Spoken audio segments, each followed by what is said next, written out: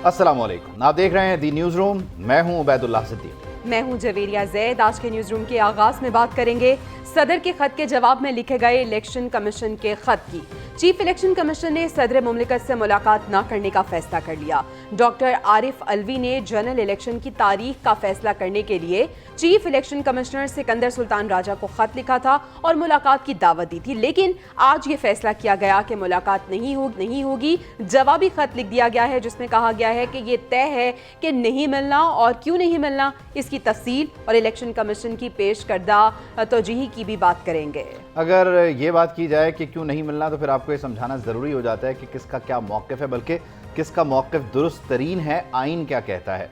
अलबत्ता ये मुलाकात तो ना हो सकी, लेकिन अमरीकी सफ़ीर डोनाल्ड ब्लूम और चीफ इलेक्शन कमिश्नर की मुलाकात हुई है और अमरीका ने आज़ादाना इंतखाबात के इनेकाद की हिमायत का ऐलान किया है। दूसरी जानिब अहम सवाल बदस्तूर बरकरार है कि चेयरमैन PTI को रिलीफ मिलेगा या नहीं, जिसके लिए तमाम नज़रें अदालत पर हैं। तो आज की अदालती कार्रवाई उसके मुख्तलिफ पहलू भी समझेंगे।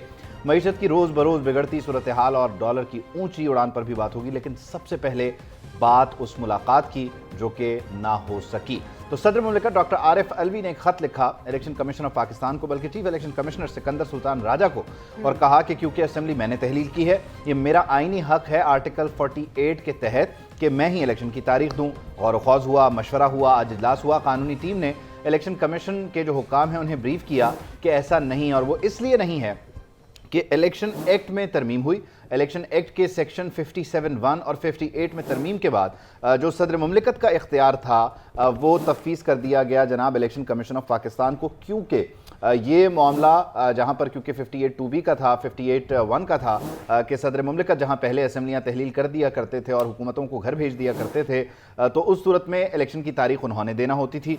लेकिन अगर वज़ीर आज़म की एडवाइस पर वो असम्बली तहलील करेंगे तो इस सिलसिले में आइन खामोश था, और फिर इस आइन की खामोशी पर इलेक्शन एक्ट के ज़रिए जवाब देने की कोशिश की गई जून 2023 में। लेकिन ये बड़ा ज़रूरी है समझना कि आइन सुप्रीम है, और अगर 48 की लैंग्वेज में कहीं ये लिखा है कि if the president dissolves the assembly, तो फिर उन्होंने तारीख देनी है, तो इसका मतलब है फिर इन ईदर वे वो डिसॉल्व जब भी करें तो फिर ये उनका इस्तेहकाम है, तारीख देनी है। बिल्कुल ऐसे ही है। इलेक्शन कमीशन को तारीख या तारीखें देने का इख्तियार है। वज़ीर आज़म की सिफारिश पर असम्बली तहलील की जाए तो कमीशन को आम इंतखाबात की तारीख देने का इख्तियार है। यानी वो पूरी कहानी जो कि उबैद हमें बता चुके हैं कि ज़राए इलेक्शन कमीशन की जानिब से भी आज ये कहा जा रहा है, लेकिन गो मुलाकात जो है वो नहीं हो सकेगी, वो मुलाकात जिसके लिए ख़त लिखा गया था। इस्लामाबाद से खबर है कि ऐवान सदर ने इलेक्शन कमीशन ऑफ पाकिस्तान के ख़त पर वजारत कानून व इंसाफ की राय भी मांग ली है। ऐवान सदर ने इलेक्शन कमीशन के मौक़िफ़ की ये तायद की है कि इलेक्शन की तारीख देने का इख्तियार सिर्फ इलेक्शन कमीशन के पास है, पर राय मांगी ऐवान सदर की जानिब से ख़त वजारत कानून व इंसाफ के सेक्रेटरी के नाम लिखा गया है। तो वजारत कानून से राय मांग ली गई है, और जिस तरह से सदर मुमलिकत ने अपनी गुज़श्ता जो ट्वीट थी उसमें खुदा गवाह का जिक्र किया था, जिस फिल्मी मूड में वो चल रहे हैं, तो अब वो कहीं ये ना लिखें कि हमने चीफ इलेक्शन कमिश्नर को ख़त लिखा, ख़त में लिखा मिलो, लेकिन उन्होंने मिलने से इनकार कर दिया। बहरहाल चीफ इलेक्शन कमिश्नर ने सदर मुमलिकत से मुलाकात न करने का बाकायदा तौर पर फैसला कर लिया है। इलेक्शन कमीशन ने सदर मुमलिकत के ख़त का जवाब दे दिया। इस ख़त के मुताबिक इलेक्शन एक्ट के तहत सदर से इंतखाबात के शेड्यूल पर मुशावरत ज़रूरी नहीं है। इलेक्शन कमीशन ने मौक़िफ़ अपनाया है कि इलेक्शन एक्ट के सेक्शन 57(1) में तरमीम के बाद इलेक्शन कमीशन इंतखाबात की तारीख देने के लिए खुद मुख्तार है। मज़ीद लिखा गया कि वज़ीर आज़म की सिफारिश पर असम्बली तहलील की जाए तो कमीशन को आम इंतखाबात की तारीख देने का इख्तियार है, जबकि आइन के आर्टिकल 48 सब क्लॉज 5A के तहत ये सदर मुमलिकत का इख्तियार है कि अगर वो असम्बली तहलील करें तो 90 दिन के अंदर अंदर इंतखाबात का इनेकाद यकीनी बनाने के लिए खुद इलेक्शन की तारीख देंगे। जबकि जून 2023 में की गई सादा कानून साजी यानी इलेक्शन एक्ट में सेक्शन 57(1) में तरमीम के बाद इंतखाबात के लिए पोलिंग डे तजवीज़ करने का इख्तियार इलेक्शन कमीशन को दिया गया, जबकि सेक्शन 58 के तहत इंतखाबी शेड्यूल के इजरा का इख्तियार भी इलेक्शन कमीशन के ही पास है। सेक्शन 58 में तरमीम से इलेक्शन कमीशन का किरदार मजबूत हुआ और कोई मुदाखलत अब इसमें नहीं की जा सकती। तरामीम के मुताबिक सिर्फ इलेक्शन कमीशन ही आम इंतखाबात के लिए तारीख का ऐलान करने का मजाज होगा, जैसा कि इलेक्शन कमीशन ने अपने ख़त में लिखा है, लेकिन ये मामला सुप्रीम कोर्ट जाता और आइन की तशरीह तक होती नज़र आ रही है। تو الیکشن کمیشن نے سپریم کورٹ سماعت کے لیے لیگل ٹیم تشکیل دے دی ہے. اب ایک لیگل ٹیم تشکیل دے دی گئی ہے. ذرائع یہ بتا رہے ہیں کہ الیکشن کمیشن کے مطابق الیکشن کمیشن کی لیگل ٹیم میں ایڈوکیٹ عرفان قادر اور اشتر اوصاف شامل ہیں. ایڈوکیٹ عرفان قادر اور اشتر اوصاف الیکشن کمیشن کی طرف سے سپریم کورٹ میں پیش ہوں گے. ایک لیگل ٹیم الیکشن کمیشن کی جانب سے تشکیل دے دی گئی ہے. اس پورے معاملے کو لے کے اب یہ لیگل ٹیم جو ہے وہ قانونی اور آئینی لحاظ سے اب سپریم کورٹ معاملات آف کو آگے پاکستان میں لے کے اصل میں چلے گی. معاملات کو لے کے جایا گیا ہے نا کہ 90 روز میں انتخابات ہوں گے, تو اس سلسلے میں الیکشن کمیشن کی نمائندگی کون کرے گا؟ بڑے زبردست نام ہے عرفان قادر صاحب, پہلے بھی ایک دو کیسز میں بڑی دو ٹوک انداز میں چکے ہیں چیف جسٹس آف پاکستان سے وہ, اور اشتر اوصاف صاحب, یہ دونوں سپریم کورٹ آف پاکستان میں الیکشن کمیشن کی لیگل ٹیم کے طور پر پیش ہوں گے. 90 روز میں الیکشن ہونا آئینی ضرورت ہے. کوشش ہونی چاہیے کہ انتخابات 90 دن کے اندر اندر ہو جائیں. اگر جون میں مردم شماری پوری ہو گئی تھی تو اسے 2 ماہ تک منظور کیوں نہیں کیا گیا؟ الیکشن کمیشن کو اپنی تیاری ہر صورت مکمل رکھنی چاہیے تھی. لاہور ہائی کورٹ کے جسٹس عابد عزیز شیخ نے آج کے دن یہ ریمارکس دیے. الیکشن کمیشن کو نوٹس ہوا, اٹارنی جنرل بھی معاونت کے لیے طلب کر لیے گئے ہیں. سماعت 6 ستمبر تک اب ملتوی کر دی گئی ہے اور اب سماعت تو ملتوی ہو گئی ہے. دیکھنا یہ ہے, پہلے سوال یہ ہو رہا تھا کہ انتخابات کب ہوتے ہیں, 90 روز میں نہیں ہوں گے, نہیں حلقہ بندیاں ہوں گی. سوال وہی ہے, لیکن اب صدر مملکت نے بیچ میں ایک نیا پنڈورا باکس کھول دیا ہے. ایک معاملہ الجھ گیا, اب اس کو پہلے سلجھانا ہوگا, اس کے بعد اس معاملے کی طرف جانا ہوگا جو ایکچوئل معاملہ ہے اور جس کو آگے لے کے انتخابات ہونے ہیں. یقینی طور پر یہ دیکھیں کیونکہ ایک آئین ہے, آئین پاکستان جو ہے وہ سپریم ہے, اس کے لیے 2/3 اکثریت درکار ہوتی ہے اس میں ترمیم کے لیے, اور ایک ہوتا ہے سادہ قانون جسے آپ سادہ اکثریت کے ذریعے سے پاس کر لیتے ہیں, جیسے کہ الیکشن ایکٹ کیا گیا. تو ایسے میں جو آئین ہے, آئین کے آرٹیکلز ہیں وہ سپریم ہیں اور انہیں اوور ڈو نہیں کیا جا سکتا کسی بھی سادہ قانون سازی کے ذریعے. تو الیکشن ایکٹ 2017 میں ترامیم کے بعد جو الیکشن ایکٹ کی نئی شکل ہے وہ کسی بھی صورت آرٹیکل 58 پر یا آرٹیکل 48 پر جو کانسٹیٹیوشن آف پاکستان کا ہے اس پر حاوی نہیں ہو سکتے. لیکن بہرحال یہ ایک بحث ہے, ایک نئی سیاسی آئینی اور قانونی بحث ہے. معاملات ہوں گے کیا, کہاں تک جائیں گے, اسلام آباد میں چل کیا رہا ہے, یہ جاننا بہت ضروری ہے. نمائندہ خصوصی صدیق ساجد نے ہمیں جوائن کیا ہے, ان کو شامل گفتگو کرتے ہیں. صدیق بتائیے گا صورتحال ہے کیا؟ اب ایک مرتبہ پھر جہاں پنجاب کے الیکشن پر معاملات رکے ہوئے تھے ہم وہیں آ چکے ہیں. اسلام آباد کی فضا میں خبریں کیا گردش کر رہی ہیں, کون کس کو منائے گا, کون راضی ہوگا؟ صدیق آپ تک آواز پہنچ رہی ہے؟ جی صدیق ذرا یہ بتائیے کہ اسلام آباد میں اب چل کیا رہا ہے؟ یہ دونوں آپ کہہ لیجئے کہ ادارے ہیں, آمنے سامنے ہیں ایک دوسرے کے. اب اسلام آباد کی فضاؤں میں خبریں کیا ہے, کون کس کو منائے گا اور آخر میں راضی کون ہوگا؟ یہ دیکھیے, یہاں پر جو کل ایک خط لکھا گیا, اس کے بعد آج جوابی خط لکھا گیا, اور اس جوابی خط کے بعد جو ہے وہ اب صدر مملکت نے اس کے اوپر جو رائے ہے وہ مانگی وزارت قانون و انصاف سے. ان کو یہ معاملہ جو ہے وہ بھیج دیا ہے. تو صدر مملکت نے اب یہ اس میں موقف اختیار کیا ہے کہ جو الیکشن کمیشن آف پاکستان نے اپنے خط میں موقف اختیار کیا ہے, کیا وہ موقف قانونی طور پر, آئینی طور پر درست ہے؟ کیونکہ الیکشن کمیشن نے واضح طور پر جو سہارا لیا ہے وہ آئین کے آرٹیکل 58(1) اور 58(2) کا لیا ہے. اور آپ کو پتہ ہے کہ اس کے تحت تو صدر کا جو اسمبلی توڑنے کا, تحلیل کرنے کا وہ اختیار ہے وہ تو ویسے ہی ختم ہو چکا ہے. وہ تو اس کے تحت وہ تحلیل ہی نہیں کر سکتے. تو اسی وجہ سے اب انہوں نے جو الیکشن کمیشن نے جو پلی لی ہے اسی کے اوپر سیکرٹری وزارت قانون و انصاف کو اس خط میں ایوان صدر نے مخاطب کیا ہے. اور وہ خط جو الیکشن کمیشن نے لکھا تھا اس خط کو بھی جو ہے وہ وزارت قانون و انصاف کو بھجوا دیا گیا اور ان سے رائے مانگی گئی ہے. اس کے بعد پھر صدر مملکت جو ہے وہ اپنا اس کے اوپر فیصلہ کریں گے کہ آیا وزارت قانون کی رائے جو ہے اس کو سامنے رکھ کر وہ فیصلہ کرتے ہیں, کوئی اپنا جو الیکشن کمیشن کا موقف ہے اس سے اتفاق کرتے ہیں, یا پھر جو ان کا موقف ہے کہ وہ تاریخ دے سکتے ہیں وہ اس معاملے کے اوپر جو ہے وہ اپنے آپ کو قائم رکھتے ہیں. تو یہاں پر گزشتہ دنوں کچھ معاملات ہوئے جس کی وجہ سے وزارت قانون اور صدر مملکت کے درمیان ٹویٹر کے ذریعے مکالمہ بھی ہوا یا ان کے آفس کے درمیان مکالمہ ہوا, پھر صدر صاحب کے سیکرٹری کی طرف سے معاملات آ گئے. کبھی بھی کسی لڑائی میں گروہ بندی ہوتی ہے, 4 فریق ایک طرف ہوتے ہیں, 2 فریق ایک طرف ہوتے ہیں. اس معاملے میں یقینی طور پر وزارت قانون و انصاف نے آئین اور قانون کی طرف دیکھنا ہے, لیکن جو گزشتہ دنوں کے واقعات ہیں اس کی وجہ سے ایک تناؤ کسی بھی صورتحال تو ڈیفینیٹلی ہے ہر طرف, شارع دستور پہ خاص طور پہ. جی بالکل, شارع دستور پر اس وقت دستور کی جو تشریح ہے وہ ہر کوئی بندہ اپنے انداز سے کر رہا ہے, اور بیچارہ جو دستور ہے वो इस वक्त जो है वो बेदस्तूर नज़र आ रहा है।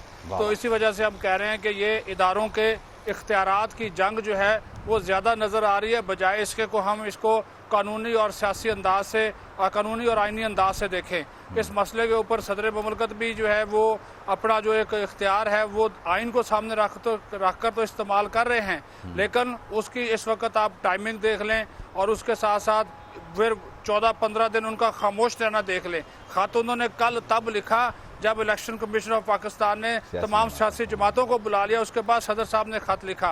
पहले वो 9 अगस्त को असम्बली तहलील होती है, उससे अगले दिन सदर ने साहब ने खत नहीं लिखा, वो 23 को खत लिखते हैं। तो वही 14-15 दिन सदर साहब क्यों खामोश रहे, इसका भी यहाँ पे इक़्तिदार के ईवानों में ये चीज़ भी डिस्कस हो रही है कि सदर साहब ने ऐन उस वक्त उस खत को लिखना क्यों मुनासिब समझा। और आज जो इलेक्शन कमीशन ने एक जो मौक़िफ़ लिया है वो दुरुस्त इस वजह से हमें दिखाई देता है कि वो सदर मुमलकत का जो 58(1) और 58(2) का जो हवाला चला गया दिया ना गया 18वीं तरमीम है, के वो बाद। उसी सूरत में प्रेसिडेंट जो है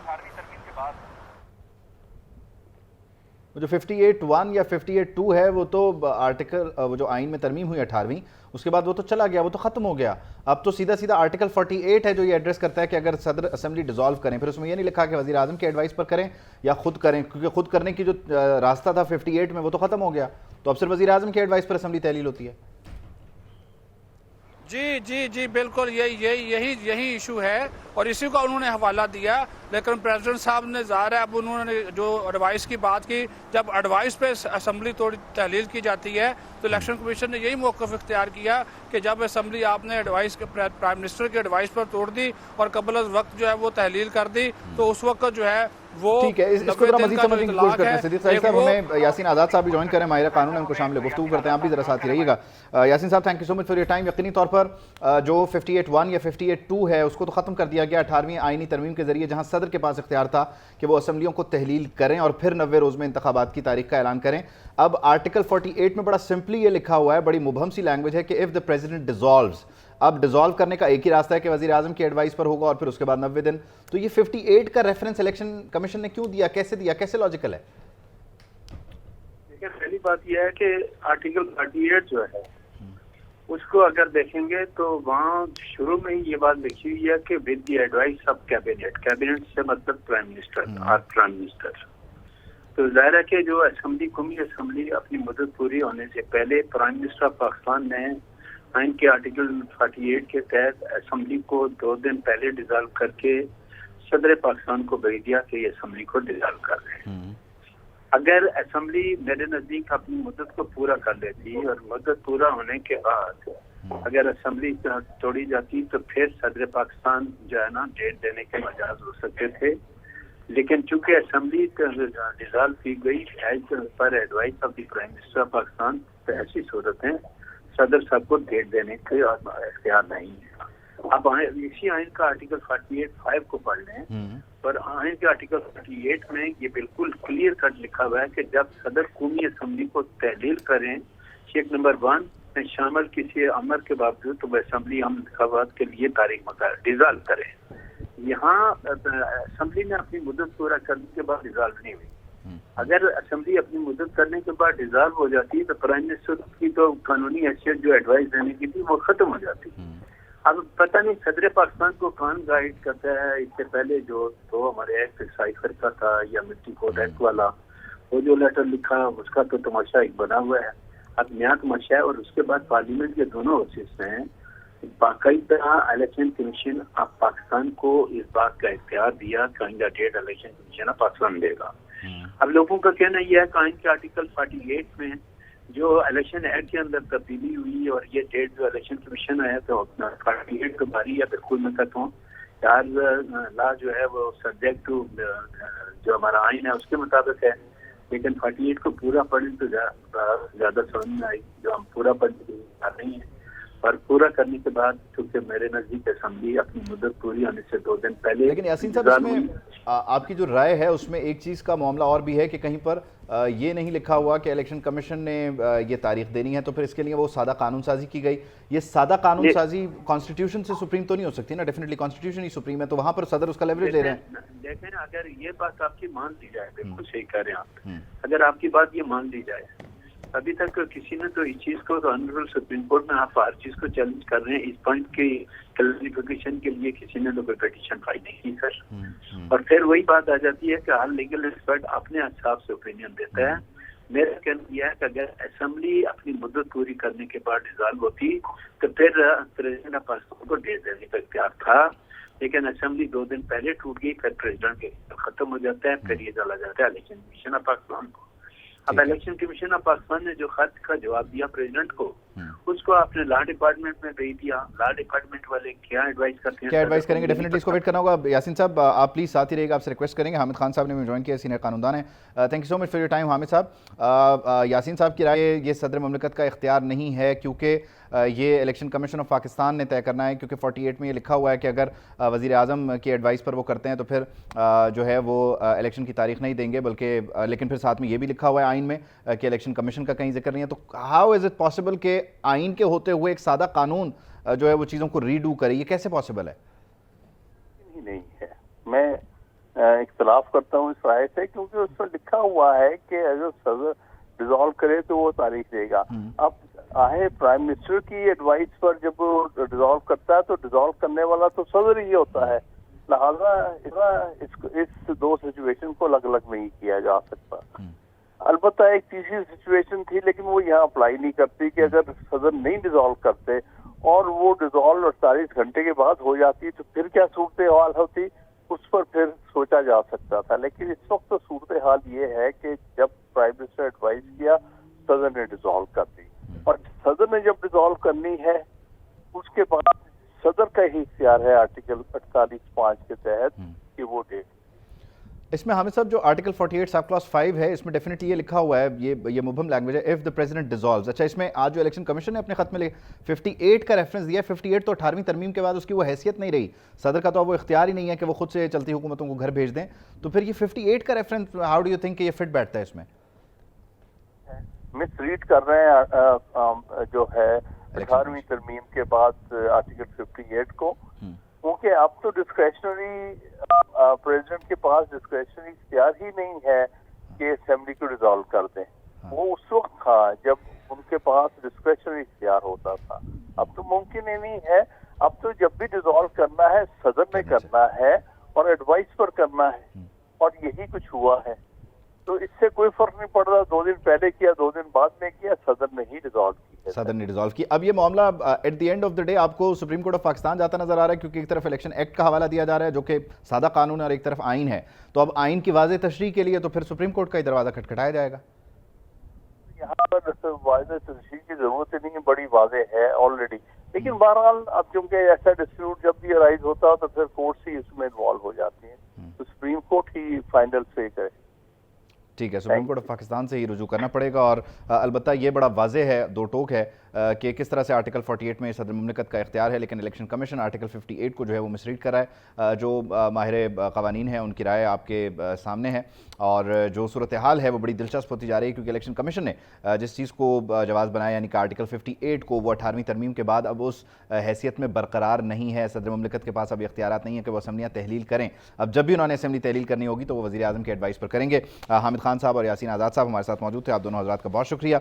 लेकिन बहरहाल ये मामला एक मरतबा फिर बड़ा वाज़ेह है, 2 टोक है कि सुप्रीम कोर्ट ऑफ पाकिस्तान ही जाएगा, जैसे कि कल भी हम डिस्कस कर रहे थे, और ये नविश्ता दीवार है। बिल्कुल ऐसे रुबैत, अब वो उस मुलाकात का तो हमने जिक्र कर लिया, बड़ी तफसीलन हमने नहीं हुई, उस और इसमें जो फर्क कर रही हैं। हाँ, लेकिन एक और मुलाकात हुई है जिसके बारे में हम बताते हैं कि अमेरिका के आईन कानून के मुताबिक आज़ादाना इंतखाबात के इनेकाद के लिए हिमायत की यकीन दहानी सामने आई है, क्योंकि अमरीकी सफ़ीर डोनाल्ड ब्लूम की chief election commissioner Sikandar Sultan Raja से मुलाकात हुई है और पाकिस्तान में आम इंतखाबात से मुताल्लिक तबादला ख्याल किया गया। अमरीकी सफ़ीर ने कहा है कि मुल्क के मुस्तकबिल के रहनुमाओं का इंतखाब करना पाकिस्तानी अवाम का काम है और अमरीका ताल्लुकात को मज़ीद गहरा और वसी करने के लिए पाकिस्तानियों के मुंतखब नुमाइंदों के साथ मिलकर काम करता रहेगा।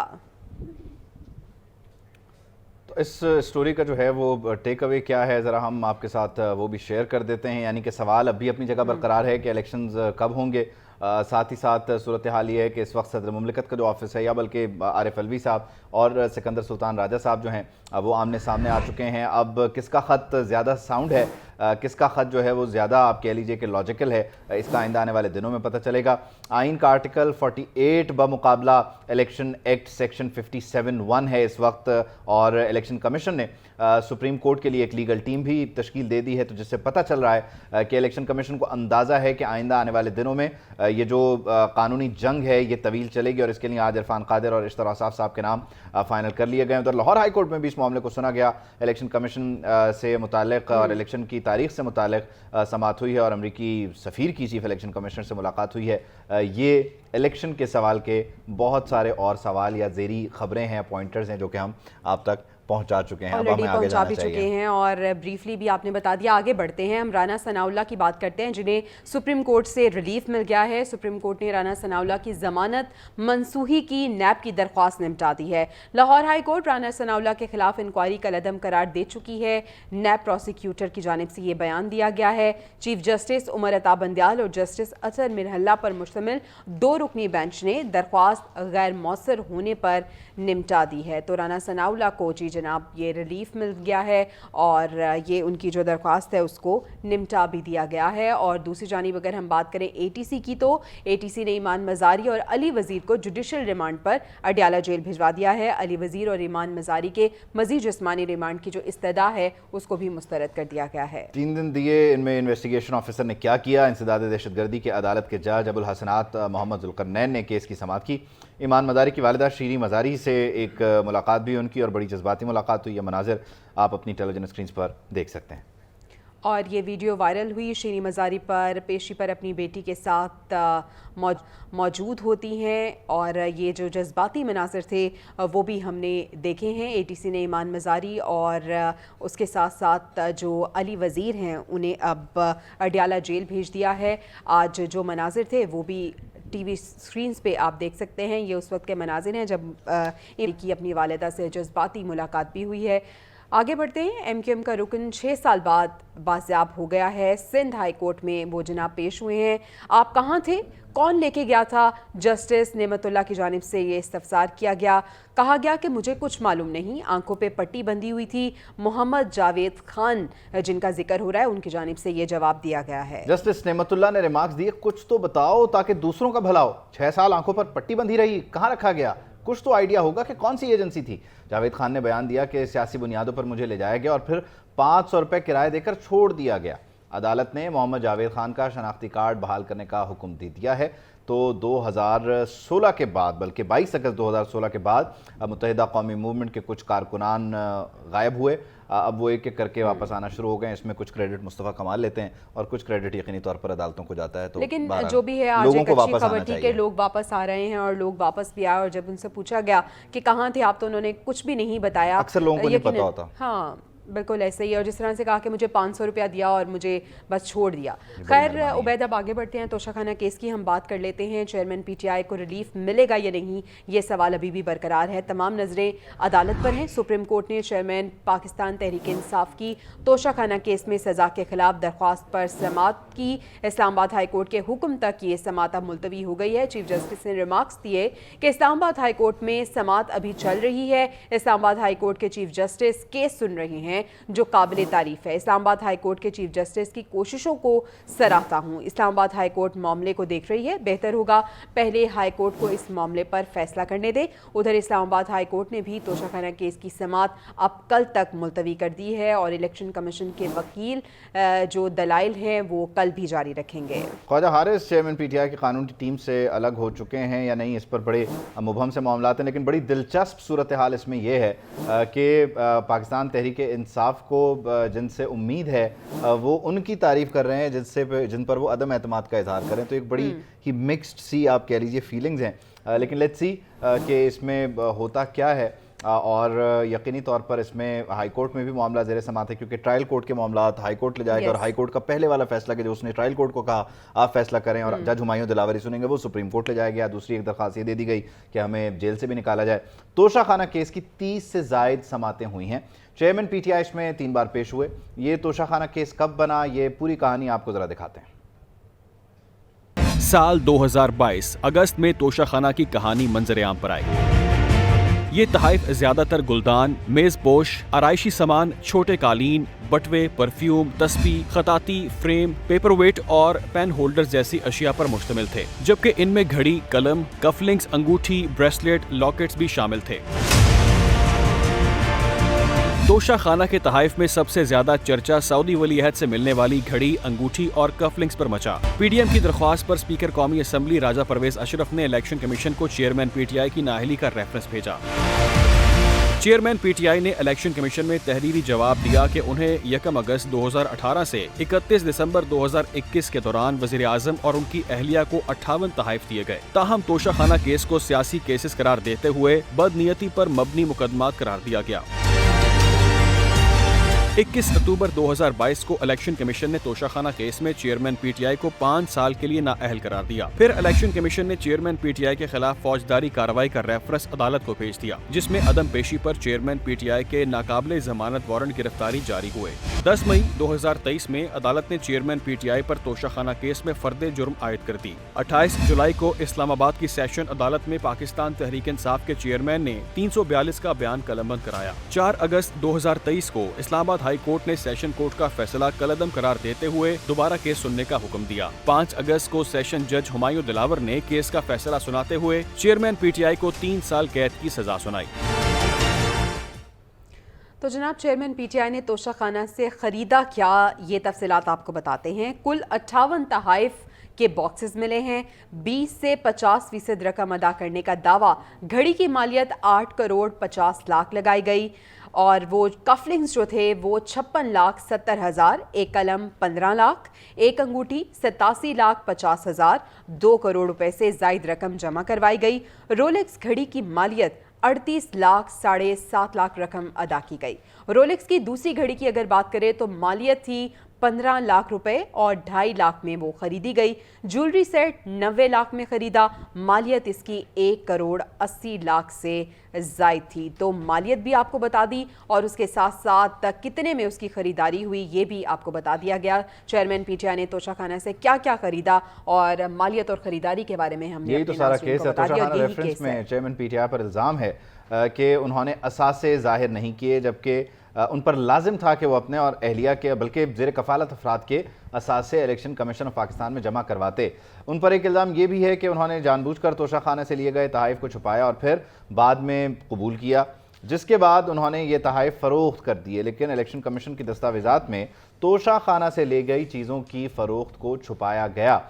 तो ये असासों को छुपाने का मामला है और इस पर वो इस वक्त अटक जेल में। बिल्कुल, दस्तावेजात में चीज़ों की फ़रोख्त को छुपाया गया है और यही उन पे इल्ज़ाम भी है। आदिल अब्बासी हमारे साथ मौजूद हैं। आज होने वाली अदालती कार्रवाई और समाअत से मुतालिक हम आदिल से जान लेते हैं। आदिल, बताइएगा। देखिए चेयरमैन तहरीक इंसाफ की ट्रायल कोर्ट की सज़ा के खिलाफ जो अपील दायर की गई थी इस्लामाबाद हाई कोर्ट में, उस पर आज तीसरी समाअत हुई। Chief justice Islamabad high court justice Aamir Farooq और जस्टिस तारिक महमूद जहांगीरी पर मुश्तमिल 2 रुकनी बेंच था जिसने इस केस की समाअत की। दौरान समाअत लतीफ़ खोसा जो चेयरमैन तहरीक इंसाफ के वकील हैं, उनकी जानिब से दलाइल देते हुए कहा गया कि सबसे पहले अदालती दायरा इख्तियार का जो तयन है वो होना सबसे ज़रूरी है, ज़रूरी था, जिस पर चीफ जस्टिस ने कहा कि खोसा साहब मातहत अदलिया जो है वो गलती हुई है उससे, लेकिन उसको एतमाद देना जो है वो ज़रूरी है, जिससे एक दफ़ा जो कमरा अदालत का माहौल है वो एक दफ़ा चेंज हुआ और लगा ऐसे कि आज चेयरमैन तहरीक इंसाफ की सज़ा जो है वो मुअत्तल हो सकती है और ज़मानत जो है वो उनको मिल सकती है, लेकिन ऐसा नहीं हो सका। जिसके बाद वकील ने कहा कि इलेक्शन कमीशन अपने किसी अफसर जो है वो कंप्लेंट दायर करने का मजाज जो है वो नहीं है। ये कहा गया लतीफ़ खोसा की जानिब से। केस में सेक्रेटरी इलेक्शन कमीशन ने डिस्ट्रिक्ट इलेक्शन कमीशन को कंप्लेंट दायर करने का कहा। ये इजाज़तनामा दुरुस्त नहीं है, ये लतीफ़ खोसा की जानिब से अदालत को बताया गया। ट्रायल कोर्ट ने जो हाई कोर्ट के ऑर्डर को भी नज़रअंदाज किया गया है, ये भी लतीफ़ खोसा की जानिब से कहा गया। आज अदालत में उनकी जानिब से कहा गया कि फैसले में बहुत सी खामियां हैं जिन्हें दुरुस्त करने की ज़रूरत है। सेशन कोर्ट का जो डायरेक्ट ये केस जो है वो नहीं सुन सकती, ये जो एतराज़ है उठाया गया लतीफ़ खोसा की जानिब से। उनकी जानिब से ये भी कहा गया कि ट्रायल कोर्ट का फैसला जो है वो मुअत्तल किया जाए। आज ही भी इसी वक्त मुअत्तल किया जाए, जिस पर लतीफ़ खोसा ने यह भी कहा कि माजरत के साथ आपने भी ट्रायल कोर्ट को हतमी फैसला जो है वो करने से नहीं रोका। ये भी अदालत में लतीफ़ खोसा की जानिब से कहा गया। उनके दलाइल मुकम्मल हुए, जिसके बाद जो इलेक्शन कमीशन के वकील हैं अमजद परवेज, वो रोस्टम पर आए और उनकी जानिब से दलाइल का आगाज़ किया गया। उनकी जानिब से यही कहा गया कि जो इलेक्शन कमीशन का जो ट्रायल कोर्ट का ऑर्डर है वो बिल्कुल दुरुस्त है। इनको मौका भी दिया गया। जो ख्वाजा हारिस हैं, जो इनके वकील हैं, आज एक अहम पेशरफ्त इस केस में ये भी हुई, जो ख्वाजा हारिस हैं, चेयरमैन तहरीक इंसाफ के वकील थे, उन्होंने इस केस से अलहदगी का भी इजहार जो और आदिल वजह क्या बताई ख्वाजा हारिस ने? मारूफ कानूनदान हैं और पीटीआई के साथ बड़े मुंसलिक रहे हैं, बड़े अरसे से मुंसलिक रहे हैं, तो क्यों उन्होंने पीटीआई को खैर बात कहा है? राय के मुताबिक ख्वाजा हारिस जो हैं, उनका जो चेयरमैन तहरीक इंसाफ की जानिब से एक कोर कमेटी बनाई गई थी, जो तहरीक इंसाफ जो पार्टी के फैसले करती है, उस हवाले से एक कोर कमेटी बनाई गई। उस फैसले से इख्तलाफ था ख्वाजा हारिस को, उनके उस कोर कमेटी के फैसले से इख्तलाफ था, जिसकी वजह से उन्होंने अपने आप को इन केसेस से अलग कर लिया है। बहुत शुक्रिया आदिल, आप तमाम तर आज की जो अदालती कार्रवाई थी उससे मुताल्लिक बता रहे थे। सुप्रीम कोर्ट ने दरख्वास्त पर समाअत इस्लामाबाद हाई कोर्ट के हुक्म पर मुलतवी कर दिया है और इस्लामाबाद हाई कोर्ट ने भी तोशाखाना केस की समाअत अब कल ख्वाजा हारिस तक ने क्यों अलहदगी इख्तियार की? वैसे ख्वाजा हारिस मतलब मजाकन में ये कह रहा हूँ कि उनका ट्रैक रिकॉर्ड ये है कि वो जेल पहुंचा के नायल पस हो जाते हैं, तो एक के साथ पहले कर चुके हैं, दूसरे के साथ भी कर दिया, तो वो उसी को बरकरार रखे हुए हैं। बहरहाल स्टोरी का टेक अवे क्या है ये आपको ज़रा मुख्तसरन समझाने की कोशिश करते हैं। तोशाखाना केस, चेयरमैन पीटीआई की सज़ा के खिलाफ अपीलों पर समाअत हो रही है। तोशाखाना केस में कब क्या हुआ ये भी हमने आपके सामने तफसील से रखा है। क्या क्या उन्होंने ख़रीदा और क्या जाहिर नहीं किया, बल्कि कुछ भी जाहिर नहीं किया, ये भी आपको बताया। इल्ज़ामात क्या हैं, सज़ा कितनी है, और इस वक्त जो करंट स्टेटस है केसेस का हाई कोर्ट में या फिर सुप्रीम कोर्ट में, वो भी आपके सामने रख दिया है। तो इस वक्त तहरीक इंसाफ को उम्मीद है कि हाई कोर्ट से उन्हें रिलीफ मिलेगा, लेकिन हाई कोर्ट से रिलीफ नहीं मिलेगा तो सुप्रीम कोर्ट में वो ऑलरेडी जा चुके हैं और कहते हैं कि वहाँ से रिलीफ मिलेगा। लेकिन इससे मिलती जुलती एक कहानी, एक और का मसला पाकिस्तान में नहीं चल रहा। एक घड़ी चोर सामने आया, घड़ी भी सऊदीया की थी। बिल्कुल, कहाँ है ये बंदा? ब्राज़ील में तोशाखाना घड़ी की फरोख्त का जनाब ये केस है। साबिक ब्राज़ीलियन सदर हैं जिनके खिलाफ रोलेक्स घड़ी और जेवरात के केस की तहकीकात में अब तेज़ी सामने आ गई है। साबिक सदर की गिरफ्तारी का भी इम्कान बताया जा रहा है और सऊदी अरब से मिलने वाली घड़ी और जेवरात अमेरिका के एक मॉल में उनकी जानिब से बेच दिए गए थे। तो ना सिर्फ पाकिस्तान बल्कि अब ब्राज़ील में भी इसी किस्म का, इसी नौयत का एक केस चल रहा है और अब तहकीकात में खासी तेज़ी भी आ चुकी है। और गलती जो है ना वो सऊदीया की है कि वो ऐसे ही किसी को भी जो है ना वो इतने महंगे तोहफे देता है, पहले चेक कर लिया करें उनका रिकॉर्ड क्या है, वो बेचेगा तो नहीं, आदि मुजरिम तो नहीं है, गलती वो कर रहे हैं। बहरहाल उनकी तरफ से हो रही है। एक और ख़बर है, इसको भी ज़रा न्यूज़ रूम का हिस्सा बनाते हैं। पाकिस्तान और भारत ने अपने जो मौजूदा नाज़िम उल उमूर हैं उनकी तैनाती की मुद्दत पूरी होने पर अब नए नाज़िम जो हैं उन्हें नामज़द कर दिया है। साद बड़ाइच दिल्ली में और गीता श्रीवास्तव जो हैं वो पाकिस्तान में खिदमत सर अंजाम देंगी। पाकिस्तान की जानिब से साद अहमद बड़ाइच भारत के लिए नए नाज़िम उल उमूर नामज़द कर दिए गए हैं। साद बड़ाइच दफ्तर ख़ारजा में डायरेक्टर जनरल अफ़गानिस्तान, ईरान और तुर्किया हैं, जबकि भारत ने भी पाकिस्तान में नए नाज़िम उल उमूर की तैनाती का फैसला किया और भारत की जानिब से गीता श्रीवास्तवा जो हैं वो नई भारतीय नाज़िम उल उमूर होंगी, इस्लामाबाद आएंगी।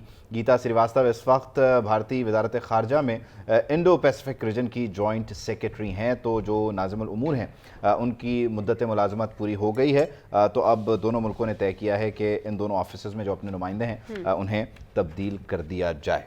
अभी हम निगरान वज़ीर आज़म की बात करते हैं। अनवारुल हक काकड़ साहब जो कि बताया जा रहा है कि आइंदा माह अमेरिका का दौरा करेंगे। ज़रा ये बता रहे हैं कि निगरान वज़ीर आज़म अक़वाम मुत्तहिदा की जनरल असम्बली इजलास से खिताब भी करेंगे। और ये बतौर निगरान वज़ीर आज़म कोई पहली शख्सियत है जो जनरल असम्बली से खिताब करेंगे। तो ये अनवारुल हक काकड़ का दौरा है अमेरिका का, UN जनरल असम्बली इजलास से वो खिताब करेंगे। और इससे पहले बताया जा रहा है कि वो सऊदी अरब और मुत्तहिदा अरब इमारात के भी दौरे करेंगे। इम्कान है दफ्तर ख़ारजा की जानिब से निगरान वज़ीर आज़म के दौरों को हतमी शक्ल इस वक्त दी जा रही है। तो आइंदा माह यानी कि सितंबर में अब अमेरिका जाया जाएगा, जिसमें जनरल असम्बली का इजलास होता है सितंबर में, और साथ ही साथ वहाँ जाने से पहले सऊदी अरब और मुत्तहिदा अरब इमारात जो हैं उनका भी दौरा एक्सपेक्टेड है। सो लेट्स सी के इन दौरों में क्या कुछ प्लान करते हैं निगरान वज़ीर आज़म। गो के लिमिटेड टाइम के लिए आए हैं, लेकिन इरादे बड़े हैं और बताया जा रहा है कि उनके कंधों पर जिम्मेदारी भी जो है वो بھاری ہے۔ نیب لاہور کی بات کر لیتے ہیں، جہاں پر پنجاب یونیورسٹی ہاؤسنگ پروجیکٹ کے بارے میں کلین چٹ جاری کر دی گئی ہے۔ تحقیقات ختم کرنے کے لیے وائس چانسلر کو اب خط بھی لکھ دیا گیا ہے۔ نیب کے مطابق منصوبے میں کوئی مالی بے ضابطگی ثابت نہیں ہو سکی۔ سلیمان آوان تفصیلات بتائیں گے ہمیں۔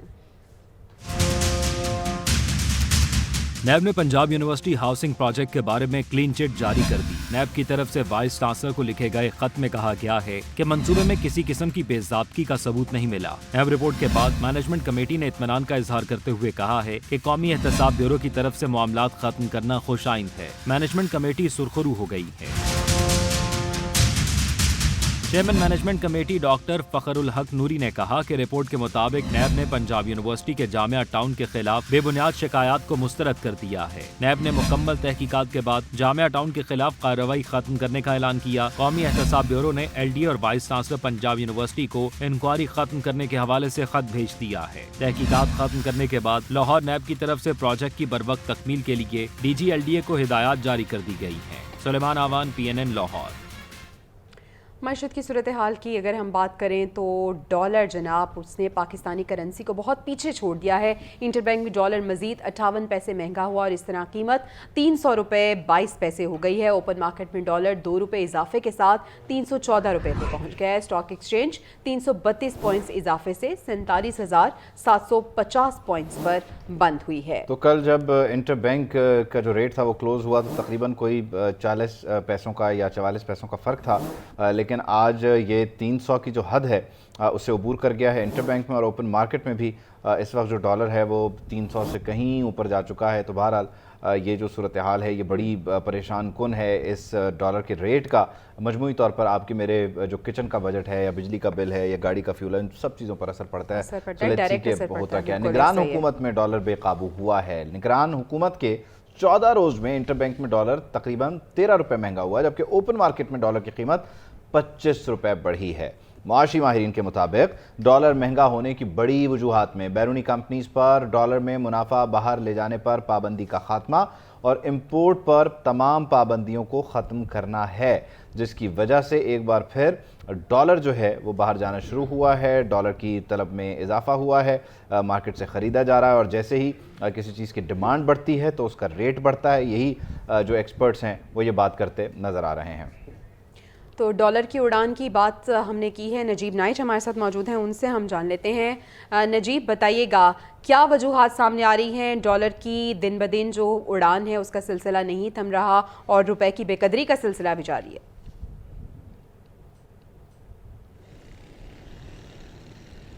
جی بالکل، ڈالر کی اڑان کا سلسلہ جاری ہے، روپے کی تنزلی بھی اس کے ساتھ جاری ہے، اور یہ تمام معاملہ خاص طور نگران حکومت کے آنے کے بعد آئے دن جو ہے ڈالر جو ہے مہنگا ہوتا جا رہا ہے، اور کل ڈالر نے 300 کو چھوا تھا، آج ڈالر 300 روپے 22 پیسے تک انٹر بینک میں پہنچ چکا ہے، جبکہ اوپن مارکیٹ میں آج 2 روپے اضافے سے 314 تک پہنچ چکا ہے۔ ڈالر کے بڑھنے کے ساتھ ساتھ جو ملک کی معیشت ہے وہ بھی دن بدن اسی طرح روزانہ کی بنیاد پر کمزور ہوتی جا رہی ہے، کیونکہ ملک میں تمام تر جو اشیاء ہیں وہ کسی نہ کسی طرح امپورٹ سے ریلیٹڈ ہیں۔ جب امپورٹ مہنگی ہو جائے گی تو اس کا اثر جو ہے مارکیٹ پر پڑے گا، اور یہ تمام تر اثرات مل کے عام آدمی پر جو ہے اس کے لیے مہنگائی کا سبب بنتے ہیں۔ اور ڈالر کے حوالے سے جو مختلف کرنسی ایکسچینجرز ہیں ان کی جانب سے بتایا جا رہا ہے کہ خریداری کا سلسلہ بدستور جاری ہے۔ مختلف جو امپورٹرز ہیں ان کی جانب سے ایل سیز کھولنے کے بعد بھی ڈالر پر دباؤ بڑھا ہے۔ آئی ایم ایف کی یہ شرط ہے کہ امپورٹ جو ہے فری کی جائے، تاکہ جو بھی بزنس مین جس قسم کی اشیاء جو ہے وہ باہر ملک سے منگوا سکیں، لیکن اس کے لیے ڈالر چاہیے۔ ڈالر کی ایک تو جو ہے طلب اور رسد میں جو فرق ہے وہ بڑھ چکا ہے، ڈالر طلب اور رسد میں فرق جو ہے وہ یقیناً بڑھ چکا ہے۔ نجیب یہ بھی بتائے گا کہ اب آنے والے دنوں میں کوئی سٹیبلٹی کی صورت نظر آ رہی ہے؟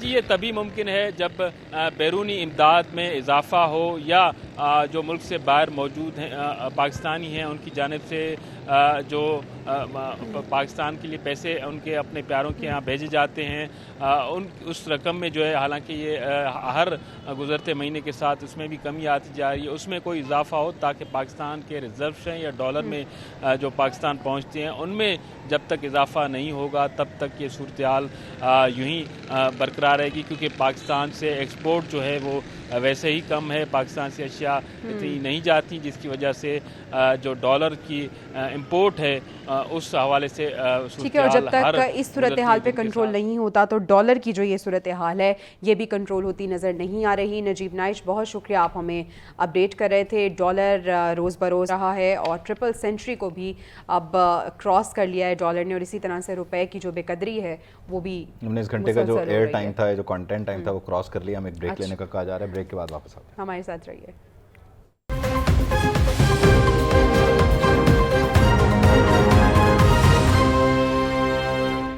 Welcome back to the next hour of the newsroom, और इसमें भी हम सबसे पहले बात करेंगे चीफ इलेक्शन कमिश्नर ने इलेक्शन की तारीख के लिए सदर से जो ना मिलने का फैसला किया है उसी से मुतालिक इलेक्शन कमीशन के इजलास में कानूनी टीम ने सदर से मुशावरत ना करने की तजवीज़ दी और ब्रीफिंग में कहा कि इलेक्शन एक्ट के तहत सदर से इंतखाबात के शेड्यूल पर मुशावरत ज़रूरी नहीं है। इलेक्शन कमीशन ने सदर मुमलिकत डॉक्टर आरिफ अलवी को ख़त का जवाब भी भिजवाया और लिखा कि कौमी असम्बली आइन के तहत वज़ीर आज़म की सिफारिश पर सदर ने 9 अगस्त को तहलील की। इलेक्शन एक्ट की सेक्शन 57 में 26 जून को तरमीम कर दी गई है और उस तरमीम से कबल सदर इलेक्शन की तारीख के लिए कमीशन से मुशावरत करता था।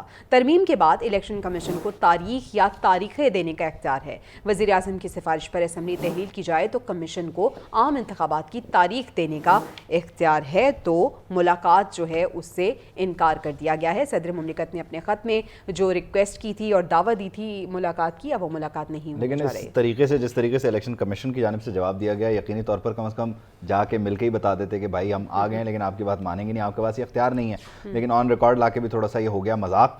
अब ऐवान सदर ने जब ये ख़त रिसीव किया तो उन्होंने बोला ऐसा तो नहीं हो सकता।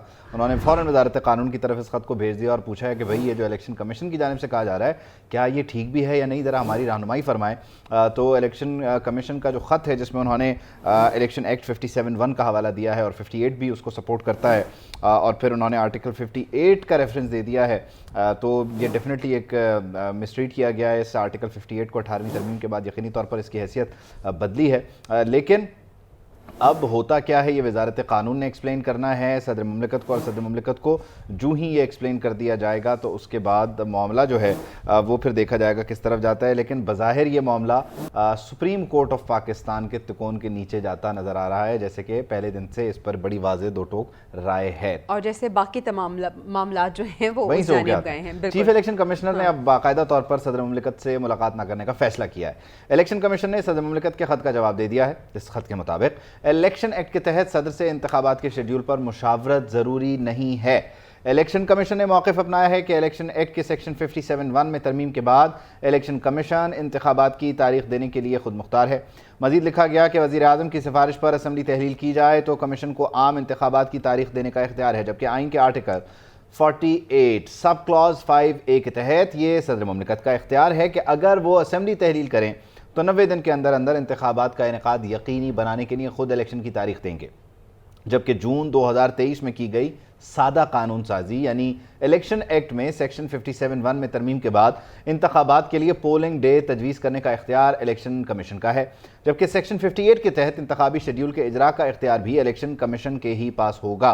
सेक्शन 58 में तरमीम से इलेक्शन कमीशन का किरदार मजबूत हुआ और कोई मुदाखलत नहीं हो सकती।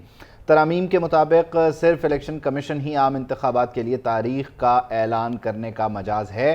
तो इस तरह से इस वक्त आइन का आर्टिकल 48 और इलेक्शन एक्ट सेक्शन 57-58 एक दूसरे के आमने सामने हैं, लेकिन आइन सुप्रीम है। बिल्कुल ऐसा ही है। इलेक्शन कमीशन ने सुप्रीम कोर्ट समाअत के लिए अब लीगल टीम भी तश्कील दे दी है। इलेक्शन कमीशन के मुताबिक इलेक्शन कमीशन की लीगल टीम में एडवोकेट इरफान कादिर और इश्तर औसाफ शामिल हैं। एडवोकेट इरफान कादिर और इश्तर औसाफ इलेक्शन कमीशन की तरफ से सुप्रीम कोर्ट में پیش ہوں گے تو الیکشن کمیشن نے ایک لیگل ٹیم تشکیل دے دی ہے جس میں ایڈوکیٹ عرفان قادر اور اشتر اوصاف یہ بھی بڑی زبردست ڈیولپمنٹ اس لیے ہے کہ ایک طرف صدر کو لکھ کے بتایا گیا آپ کا اختیار نہیں ہمارا اختیار ہے, انہیں پتا ہے اب آگے کیا ہوگا, تو انہوں نے ساتھ ہی اپنی لیگل پینل جو ہے لیگل ٹیم اناؤنس کر دی کہ آپ جس طرف جائیں گے اس کے لیے ہماری یہ ٹیم ہے, ہماری یہ کھلاڑی آ جائیں تیاری کر کے آپ بھی. ٹھیک ہے. اور اگر 90 روز کی جو بات ہو رہی تھی اس میں الیکشن ہونے ہیں نہیں ہونے, تو آئینی ضرورت ہے اور کوشش ہونی چاہیے کہ انتخابات 90 دن کے اندر ہوں. اگر جون میں مردم شماری پوری ہو گئی تو اسے 2 ماہ تک منظور کیوں نہیں کیا گیا؟ الیکشن کمیشن کو اپنی تیاری ہر صورت مکمل رکھنی چاہیے تھی. لاہور ہائی کورٹ کے جسٹس عابد عزیز شیخ نے جناب یہ ریمارکس دیے ہیں. الیکشن کمیشن کو نوٹس دیا گیا, اٹارنی جنرل بھی معاونت کے لیے طلب کیے گئے اور اب یہ جو سماعت ہے وہ 6 ستمبر تک ملتوی کر دی گئی ہے. تو یہ صورتحال ہے ساری. سپریم کورٹ تک معاملات جا چکے ہیں, لاہور ہائی کورٹ بھی اس سارے معاملے پر ریمارکس دے رہا ہے, الیکشن کمیشن سے پوچھ رہا ہے کہ ایسا کیوں ہوا, اور مردم شماری جو ہے وہ جاتی جو حکومت تھی اس نے کیوں جو ہے وہ ایکسیپٹ کی اور پھر اس کو کیوں نوٹیفائی کیا, کیونکہ جیسے یہ نوٹیفائی ہو جاتی ہے تو آئین کا جو آرٹیکل 51 ہے وہ الیکشن کمیشن کو کہتا ہے کہ آپ نے نئی حلقہ بندیاں کرنی ہے, لیکن اس کے لیے جو آئین کے آرٹیکل 51 میں ترمیم ہے جہاں پر اسمبلیوں میں جو نشستیں ہیں صوبوں کی ان کو چینج کرنا ہے, اس کے لیے قومی اسمبلی نہیں ہے, پھر عددی اکثریت نہیں تھی آئینی ترمیم کے لیے, تو اب ڈی لمیٹیشن کم از کم ہو سکتی ہے, یعنی موجودہ حلقے جو ہیں انہی کو آبادی کے حساب سے بڑھایا یا گھٹایا جا سکتا ہے ان کی حدود و قیود کو. تو آرٹیکل 50 مجھے حیرت اس میں ایک چیز کی یہ ہو رہی ہے, جو الیکشن کمیشن نے اپنا جواب دیا ہے صدر مملکت کو, اس میں 2 چیزیں مسنگ ہیں. ایک تو یہ آرٹیکل 51 کا حوالہ انہوں نے نہیں دیا کہ ہم اس لیے الیکشن نہیں کروا سکتے, اور آپ کے ساتھ اگر ہم بیٹھ کے ڈسکس بھی کریں, پہلے تو خیر انہوں نے اختیار ہی اڑا دیا صدر کا, لیکن انہیں یہ بھی رجسٹر کروانا چاہیے تھا کیونکہ اب آپ نے بلیک اینڈ وائٹ دے دیا کہ سینسس کا ایشو ہے, اور آرٹیکل 51 اسے ایڈریس کرتا ہے کہ ہم نے اسے جو ہے وہ کسی طرح سے ایڈریس کرنا ہے. دوسری چیز یہ کہ الیکشن ایکٹ چیپٹر 3 میں سیکشن 17 ڈی لمیٹیشن کی بات کرتا ہے, تو 2 طرف سے یہ موقف تھا, اسے بھی ہائی لائٹ نہیں کیا گیا. تو یہ ساری چیزیں مسنگ ہیں. کچھ کہنا چاہ رہے ہیں آپ؟ امان اللہ کانرانی صاحب ہمیں جوائن کر رہے ہیں, اشتر اوصاف صاحب بھی ہمارے ساتھ ٹیلی فون لائن پر موجود ہیں. بہت شکریہ آپ دونوں حضرات کا. اشتر صاحب آپ سے شروع کرتے ہیں کیونکہ آپ تو یقینی طور پر اب لیگل ٹیم کا حصہ بھی ہو چکے ہیں الیکشن کمیشن کی, جس سے پتہ ہی چل رہا ہے کہ معاملات کس طرف جائیں گے اور کس طرح سے آپ نے عرفان قادر صاحب نے ان کو لے کر چلنا ہے. لیکن 2-3 چیزیں مسنگ نہیں رہ گئیں اس میں, اور 58 کا جو حوالہ دیا گیا آرٹیکل 58 کا, وہ تو 18ویں ترمیم کے بعد تو ٹوٹلی بدل گیا. کیسے اس کو آرٹیکل 48 کے ساتھ جب دیکھیں تو کیسے یہ لاجیکل بنتا ہے؟ 58 کو جب آپ دیکھتے ہیں تو اس کے اندر اختیار ہے صدر مملکت کو ڈیزالو کرنے کا اسمبلی کو, جب وہ نہیں دس از ناٹ این ایڈوائس. یہ ایک ایسی شک ہے جو کلاز ہے جو پڑھی نہیں جاتی, بہت کم لوگ اسے دیکھتے ہیں, اور وہ یہ ہے کہ جب ایک پرائم منسٹر کے خلاف نو کانفیڈنس جو ہے اس کو ایکسیپٹ کر دیا جائے اور وہ کامیاب ہو جائے, اور کوئی ان کی جگہ پرائم منسٹر نہیں بن سکتا, تو صدر کے پاس ڈسکریشن ہے کہ وہ اسمبلی کو ڈیزالو کر دیں اور پھر الیکشن کا ڈیٹ کا اناؤنس کریں. It is in that context جو سارا کچھ دیکھا جا رہا ہے, it is out of context جو کہہ رہے ہیں نا, کہ تو صدر مملکت کا اختیار وہاں پہ ہے جب وہ خود اسمبلی کو ڈیزالو کرتے ہیں. ٹھیک ہے, لیکن پرائم منسٹر کی ایڈوائس پر جب وہ ڈیزالو کرتے ہیں تو پھر یہ صدر کا اختیار نہیں رہتا, پھر یہ الیکشن کمیشن کا اختیار ہے. یہ کہاں لکھا ہوا ہے آئین میں امان اللہ کانرانی صاحب؟ سیناریو ہے.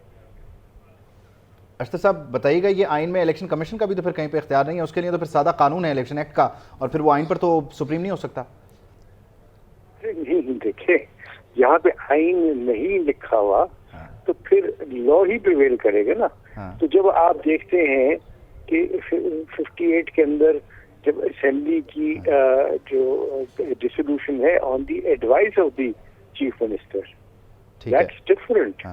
بٹ یہ میں جو آپ کو بات کر رہا ہوں, this is dissolution of the assembly on the discretion of the president. ٹھیک ہے, اور آرٹیکل 48 میں جہاں لکھا ہوا اف دا پریزیڈنٹ ڈیزالوز, وہاں تو یہ نہیں لکھا ہوا کہ کس کی ایڈوائس پر اور کس طرح سے, تو وہاں پر بھی الیکشن کمیشن کا ذکر نہیں ہے. اس میں کیسے اس کو, اسی لیے تو لکھا, اسی لیے تو دیکھیے پھر اگر یہ لکھا ہوتا if the president dissolve the assembly on the advice, تو پھر تو وہ ہو جاتا ہے نا. لیکن سر پھر وہ اف دی پریزیڈنٹ ڈیزالوز پہ آ کے تو پھر وہ ہر طرح سے ڈیزولوشن جو ہے وہ پھر پریزیڈنٹ کے اختیار میں آ جاتی ہے نا کہ اگر ڈیزولوشن ہوئی ہے کسی بھی طرح تو پھر صدر نے ہی اس کی تاریخ دینی ہے. میں امان اللہ کانرانی صاحب سے بھی اس پر رہنمائی لے لیتا ہوں, آپ کے ساتھ ساتھ ہی ہیں. کانرانی صاحب پلیز آپ بھی ایڈ کیجیے گا اس میں کہ 48 میں جہاں لکھا ہوا ہے اف دا پریزیڈنٹ ڈیزالوز, تو پھر تو ایک بڑا واسٹ ہے نا کہ پھر وہ وزیر اعظم کی ایڈوائس پر کر رہے ہیں یا خود سے ہو رہی ہے 48 آورز بعد. اسمبلی تو ڈیزالو ہو گئی تو پھر صدر نے ہی تاریخ دینی ہے 48(5)(a) کے تحت. دیکھیں جی, یہ بہت سارے ہمارے سینئر وکلا ہیں اور ان کا جو دانش ہے وہ قانونی طور پر بہت درست ہے, مگر میں تھوڑا سا الگ بات کر رہا ہوں کہ اصل چیز جو ہے نیتوں کا ہوتا ہے. دیکھیں پریزیڈنٹ آف پاکستان, معذرت کے ساتھ, یہ وہ پریزیڈنٹ آف پاکستان ہیں جس کے بارے میں آنے دو سپریم کورٹ نے PLD 2022 سپریم کورٹ کے اندر یہ ڈکلیئر کیا ہے کہ انہوں نے جو اسمبلی توڑی تھی کیسے وزیر اعظم کے مشورے پر توڑا تھا, جو جس کے خلاف vote of no confidence pending تھا اور دوبارہ ووٹ آف نو کانفیڈنس ہوا. اگر تو وہ پریزیڈنٹ آف پاکستان واقعی فیڈریشن کا نمائندہ ہے, پارٹی کا نمائندہ نہیں ہے, تو آپ فل اسٹاف کاما کا اس کو کوئی بینیفٹ دے سکتے ہیں. مگر یہاں تو ٹوٹلی ایک پارٹی ہے, وہ ایک پریزیڈنٹ نہیں ہے. Now mister Alvi is not president, وہ الوی نہیں ہے, اب علیل صدر ہے, علیل صدر. اب کسی وقت بھی اس کا ڈکلیریشن آ سکتا ہے, وہ دماغی طور پر علیل ہو گیا ہے, تو لہذا he is no more president as far as my impression is concern. وہ پارٹی ہے تو اس کے نزدیک اس میں ذرا یہ جو کانرانی صاحب جو بات آپ کر رہے ہیں ان کی آپ مینٹل ہیلتھ کو چیلنج قرار دے رہے ہیں, اس کے لیے اب ڈیفینیٹلی وہ تو پارلیمنٹ کے پاس راستہ ہوتا ہے نا کہ وہ مواخذے کی طرف چلی جائے صدر کو, لیکن وہ تو نہیں ہے, ابھی قومی اسمبلی نہیں ہے, سینٹ کے پاس کیا وے آؤٹ ہے, اور صدر ویسے خود بھی جا رہے ہیں, ان کی مدت پوری ہو رہی ہے. ایک بندہ دماغی لحاظ سے پاگل ہو جائے اور ڈاکٹر کا بورڈ کہہ دے کہ پاگل ہو گیا, تو پھر بھی آپ صدارت میں بٹھائیں گے اس کو, وہ تو اور بات ہے. میں ویسی بات کر رہا ہوں, کہنے کا مقصد یہ ہے. ٹھیک ہے, لیکن اس سارے معاملے میں کانرانی صاحب, اس سارے معاملے میں جہاں انہوں نے 48(5)(a) کی بات کی, اس میں تو ہم ان کی پھر ذہنی صحت کو چیلنج نہیں کر سکتے نا, کیونکہ یہاں پر تو پھر ایک واسٹ سی ایک اوپن اینڈ موجود ہے کہ اف دا پریزیڈنٹ ڈیزالوز, تو انہوں نے تو اس کا حوالہ دیا. پارلیمانی نظام میں صدر کے پاس کوئی اختیارات نہیں رہ جاتا ہے, 18 ترمیم کے بعد جب 58(2)(b) جو ختم ہو گیا ہے اور صدر کا جو دانت نکالے گئے ہیں 18ویں ترمیم کے بعد اس کے اختیارات ختم ہو گئے ہیں, تو وہ ہر چیز میں پرائم منسٹر کے مشورے کا پابند ہے. اس کا اپنا ڈسکریشن کہیں پر بھی کچھ نہیں ہے. میں تو یہاں تک کہہ سکتا ہوں اگر گورنمنٹ چاہے کل اس کے چپراسی کو بھی واپس بلا لے اور وہاں پورے اسٹاف کو واپس بلا, صدر صاحب اکیلے گھومتے رہیں گے لان میں, کیونکہ اس کے پاس کوئی اختیار نہیں کسی ملازم کو وفاق سے اپنے پاس بلا لے. وفاق ہی نہیں اس کو سروسز پرووائڈ کرنی ہے, وفاق ہی نہیں اس کو سارا جو ہے سسٹم بنا کر دینا ہوتا ہے. تو وہ وفاق کا پابند ہے, وہ ایک سیریمونیل پریزیڈنٹ ہے. پاکستان کا پریزیڈنٹ سیریمونیل پریزیڈنسی ہے, اور اس کے لیے پھر ڈیفینیٹلی جو آپ کا سسٹم ہے اس کے ساتھ اس کی ایڈوائس بڑی ضروری ہو جاتی ہے. تھینک یو سو مچ کانرانی صاحب آپ کے وقت کا, اور اشتر اوصاف صاحب ہمارے ساتھ موجود تھے. تو دونوں کی رائے آپ کے سامنے ہے. ایک طرف اشتر اوصاف صاحب ہیں جو یہ کہتے ہیں کہ الیکشن کمیشن جو ہے وہ یقینی طور پر درست ہے. اشتر اوصاف صاحب سابق اٹارنی جنرل پاکستان, میں یقینی طور پر انہیں کا حوالہ دے رہا ہوں, اور ساتھ ہی ساتھ جو کانرانی صاحب ہیں ان کی رائے اس سلسلے میں مختلف ہے. وہ سمجھتے ہیں کہ پریزیڈنٹ صاحب کو پریزیڈنٹ ہاؤس میں ہونا ہی نہیں چاہیے. بالکل ایسے ہی بہت سے لوگ ویسے یہ سمجھتے ہیں کہ نہیں ہونا چاہیے. خیر آگے بڑھتے ہیں, اور امریکہ جو ہے وہ کہہ رہا ہے کہ آئین و قانون کے مطابق آزاد انتخابات کے انعقاد کے لیے حمایت وہ کر رہا ہے. یقین دہانی امریکہ کی جانب سے کرائی گئی ہے. امریکی سفیر ڈونلڈ بلوم کی چیف الیکشن کمشنر سکندر سلطان راجہ سے ملاقات ہوئی ہے. پاکستان میں عام انتخابات سے متعلق تبادلہ خیال کیا گیا, اور امریکی سفیر نے کہا کہ ملک کے مستقبل کے رہنماؤں کا انتخاب کرنا پاکستانی عوام کا کام ہے. امریکہ تعلقات کو مزید گہرا اور وسیع کرنے کے لیے پاکستانیوں کے منتخب نمائندوں کے ساتھ مل کر کام کرتا رہے گا. اس سے پہلے ہم نے دیکھا تھا کہ جب نگران وزیر اعظم انوار الحق کاکڑ صاحب آئے تھے تو تب بھی امریکہ کی جانب سے کہا گیا تھا کہ ہم جو نگران وزیر اعظم ہیں انہیں ویلکم کہتے ہیں, اور جو ہمارے تعلقات ہیں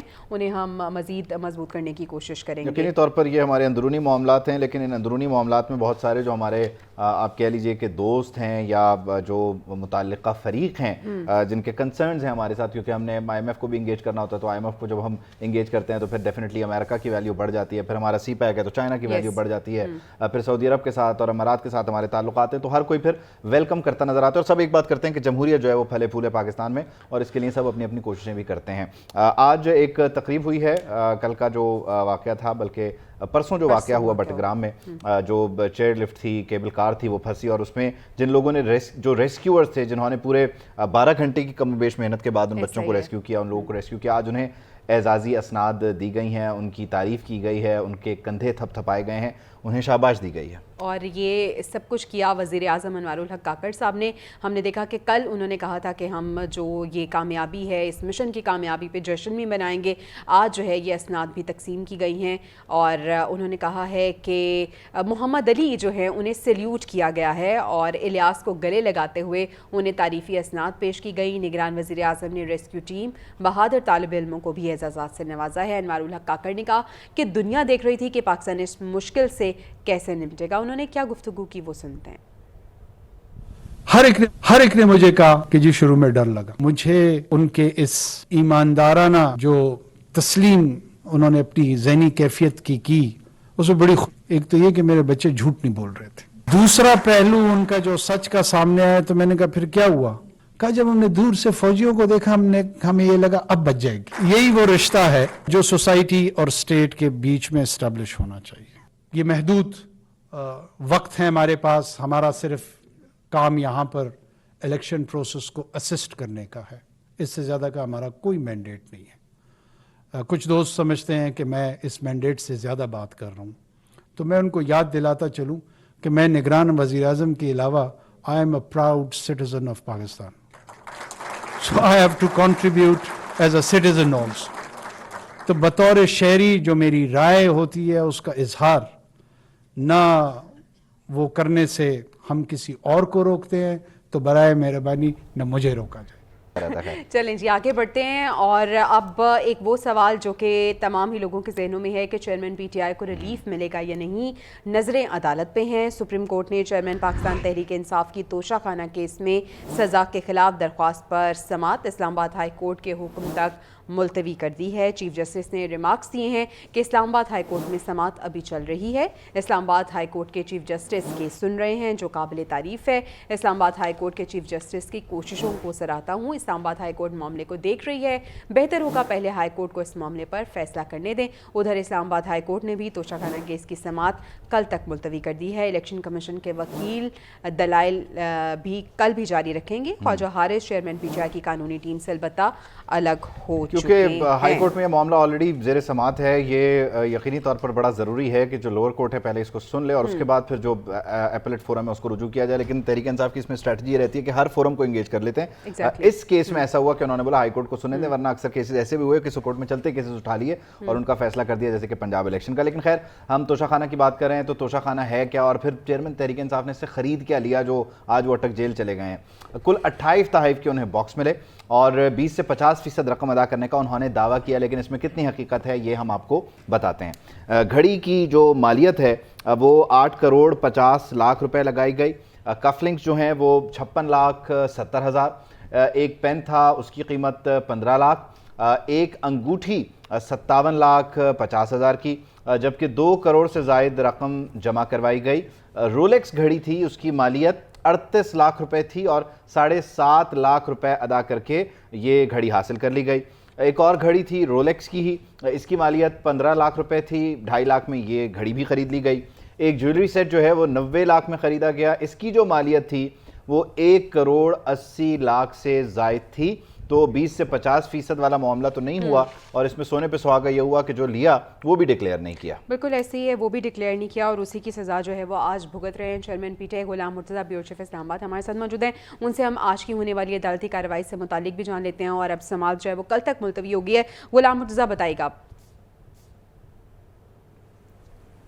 जी बिल्कुल, जो समात आज हुई है chief justice Islamabad high court और जस्टिस तारिक महमूद जहांगीरी जो थे उन्होंने ये समात जो है वो आज की।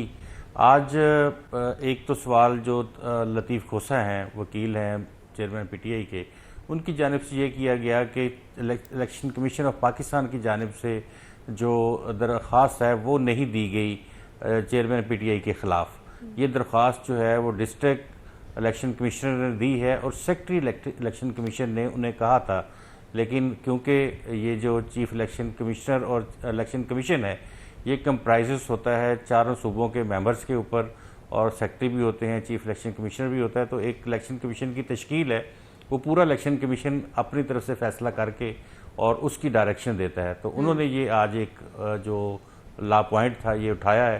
اس کے ساتھ ساتھ انہوں نے یہ کہا کہ بہت کم ہے جو سزا ہے, 3 سال کی سزا تھی, 6 مہینے کی. انہیں صدر پاکستان نے 14 اگست کو قیدیوں کی سزاؤں میں معافی کا اعلان کیا, 6 ماہ, تو ان کی سزا اور بھی کم ہو گئی ہے.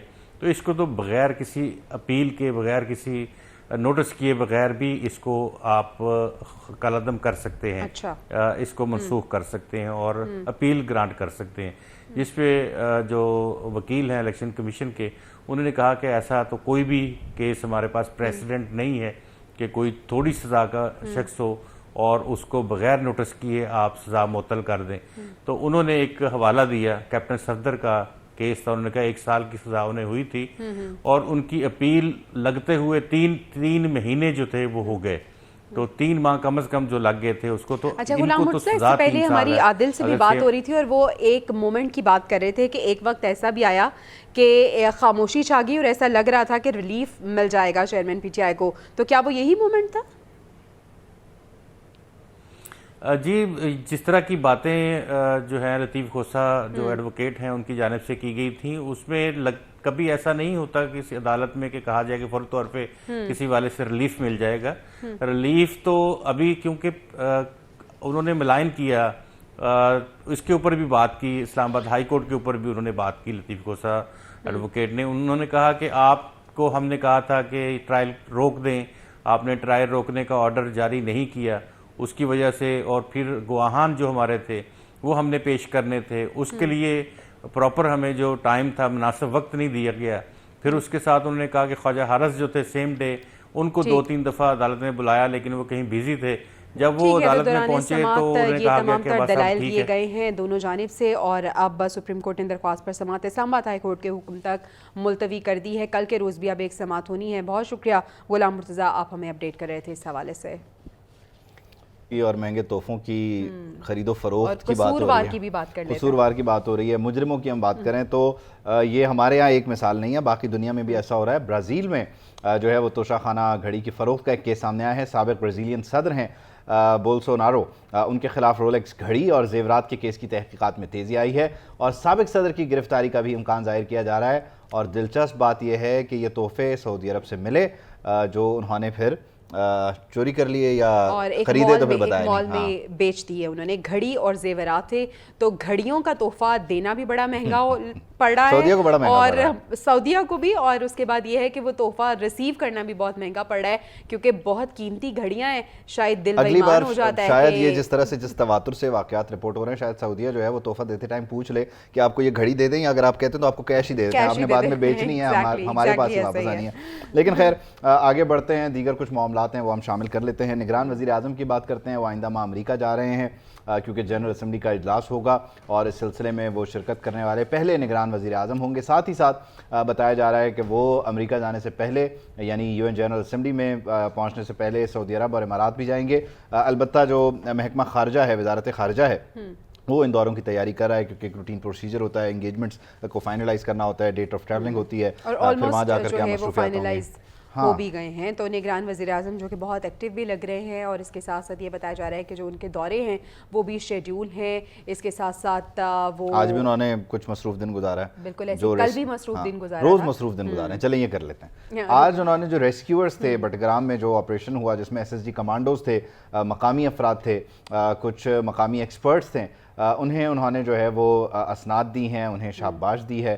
اور اس کے علاوہ جو مجموعی طور پر صورتحال ہے وہ آپ کے سامنے ہے کہ کس طرح سے دہشت گردوں سے متعلق وہ بات چیت کرتے نظر آ رہے ہیں. دو ٹوک جو ریاستی موقف ہے وہ پیش کرتے نظر آ رہے ہیں. ڈالر کی بات کرتے ہیں. ڈالر نے پاکستانی کرنسی کو بہت پیچھے چھوڑ دیا ہے. انٹر بینک کی بات کریں تو ڈالر مزید 58 پیسے مہنگا ہوا. اس طرح قیمت 300 روپے 22 پیسے ہو گئی ہے. اوپن مارکیٹ میں ڈالر 2 روپے اضافے کے ساتھ 314 روپے پر پہنچ गया है। स्टॉक एक्सचेंज 332 पॉइंट्स इजाफे से 47,750 पॉइंट्स पर बंद हुई है। तो डॉलर ने पाकिस्तानी करेंसी को पीछे छोड़ा है और रुपया मजीद गैर मुस्तहकम हुआ है और डॉलर की कदर में इजाफा हुआ है। और निगरान हुकूमत के इन 14-15 दिनों में तो खैर बहुत ही ज़्यादा इजाफा हुआ है।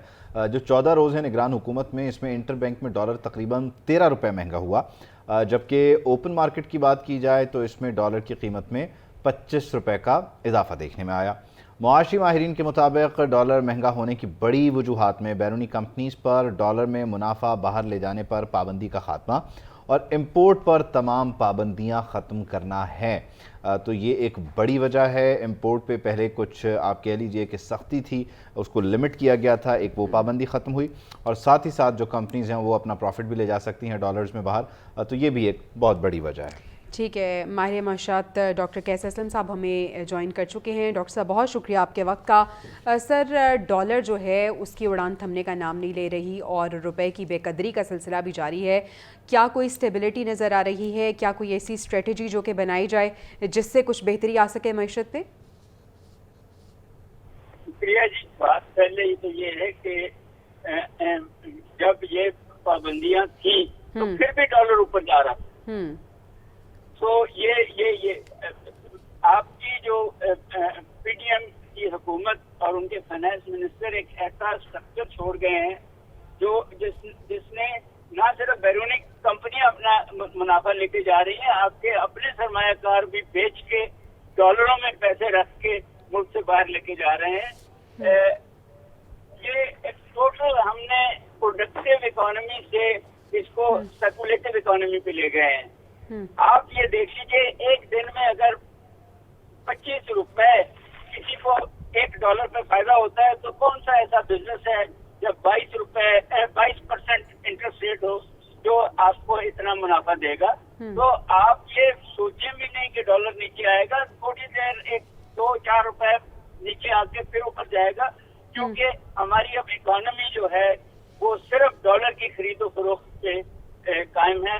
ये बात सही है, मैं मान लेता हूँ कि आपका इंपोर्ट बिल भी बड़ा है, आपकी कंपनियां भी अपना प्रॉफिट बाहर लेके जा रही हैं, मगर जो असल बात ये है कि आपका जो स्पेकुलेटर है, आपका जो पैसे वाला लोग हैं जो ब्लैक मनी रखते हैं, वो अब सिर्फ डॉलर के कारोबार में पैसा बना रहे हैं। ठीक है, तो कैसर असलम साहब, जिस तरह से आप कह रहे हैं, जो वजूहात में हम कह रहे हैं कि इंपोर्ट पर तमाम पाबंदियां जो ख़त्म हुई हैं, इसकी वजह भी ये बनी है कि डॉलर में इजाफा है, लेकिन आप कह रहे हैं कि अगर हम पाबंदियां लगा भी देते हैं तो भी ये सिलसिला जो है वो ऐसे ही जारी रहेगा और पहले भी हमने देखा कि ये सिलसिला वाकई ऐसे में बढ़ रहा था। तो फिर एक्चुअल में वजह क्या है डॉलर के बढ़ने की? और जिस तरह से कैसा बात कर रहे हैं कि स्ट्रक्चर जो छोड़ के गई है पुरानी हुकूमत, उसको फॉलो करते हुए अगर अगली हुकूमत भी उसी को फॉलो करेगी तो यही रहेगा, तो फिर कौन सा स्ट्रक्चर ऐसा है जिसे फॉलो करना है? हाकान नजीब साहब हमारे साथ मौजूद हैं। हाकान साहब, कौन सा स्ट्रक्चर फॉलो करने की ज़रूरत है, कौन सी स्ट्रेटेजी बनाने की ज़रूरत है और कौन बनाएगा सर ये?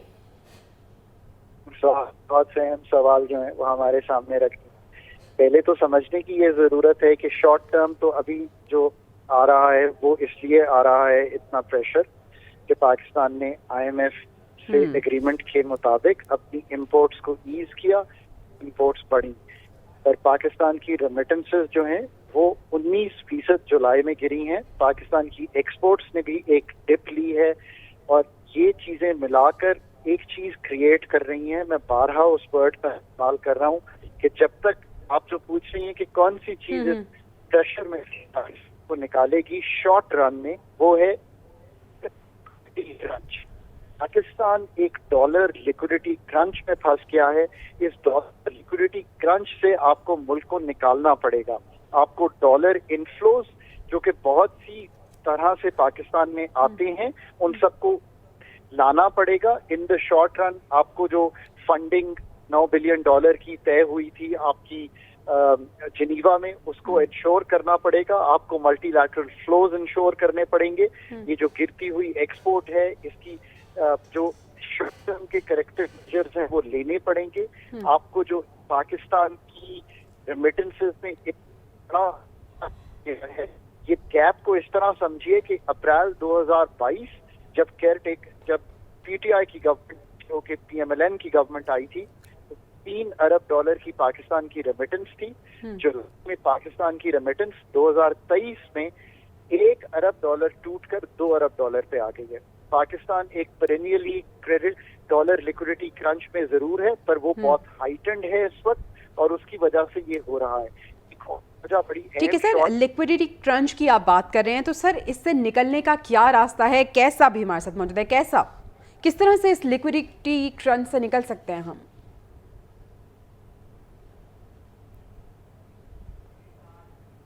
कैसा? ठीक है, खाकान नजीब साहब, आप ही से मैं पूछना चाहूंगी सर, जिस क्रंच की आप बात कर रहे हैं सर, क्या इससे अभी के सिनेरियो में निकलना मुमकिन नजर आ रहा है?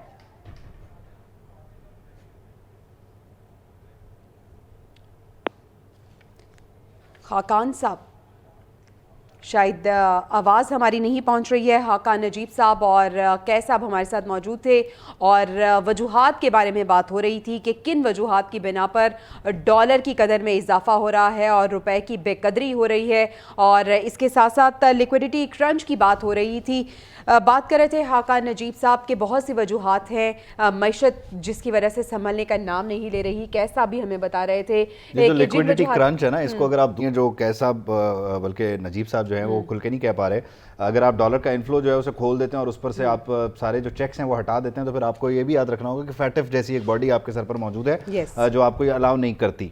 दूसरी चीज़ ये अपनी जो मईशत है उसको एक्सपोर्ट्स के जरिए से संभाला देना होता है, लेकिन एक्सपोर्ट इंडस्ट्री को आपको हमेशा सब्सिडाइज करना होता है। वो आप IMF के होते हुए नहीं कर सकते, क्योंकि आपके सामने पेट्रोल किस तरह से महंगा हो रहा है, बिजली की कीमतों में किस तरह से इजाफा हो रहा है। तो जो IT की सनत है वो सबसे ईजी मनी है, मतलब बड़े आसानी से आप IT की तरफ से जो है वो पैसे कमा सकते हैं, लेकिन ऐसा नहीं हो पा रहा है क्योंकि जो IT इंडस्ट्री है उस पर इस वक्त हमारे पड़ोसी का कह लीजिए कि कब्जा है और वो उसको लीड कर रहा है, और हम क्योंकि सब्सिडीज ना देने की वजह से फंसे हुए हैं, तो ये हमारा बेसिक मसला है कि हम एक्सपोर्ट्स भी नहीं बढ़ा पा रहे, खर्चे भी नहीं कम कर पा रहे, डॉलर भी नहीं लेकर आ पा रहे। बहुत से मसाइल हैं, अगर मईशत को संभाला देना है तो इन तमाम तर मसाइल जो हैं इन्हें देखना होगा। खैर, अभी हम आगे बढ़ते हैं, लेकिन उससे पहले हम अगर इसी हवाले से बात करें, आगे बढ़ने से पहले जी हाँ, क्योंकि हमें इंस्ट्रक्शंस आएंगे, इसी हवाले से भी हम बात जो है वो करें।